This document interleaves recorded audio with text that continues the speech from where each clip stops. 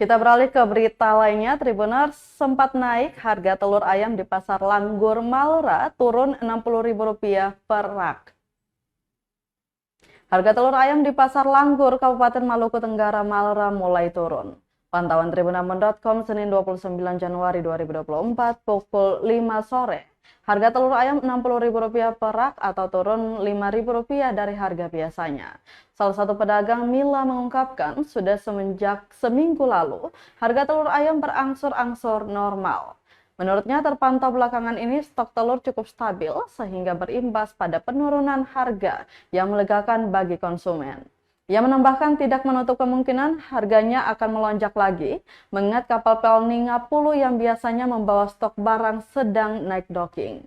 Sementara untuk komoditas bawang merah dan putih masih terpantau stabil, dijual di kisaran Rp40.000 hingga Rp45.000 per kilo.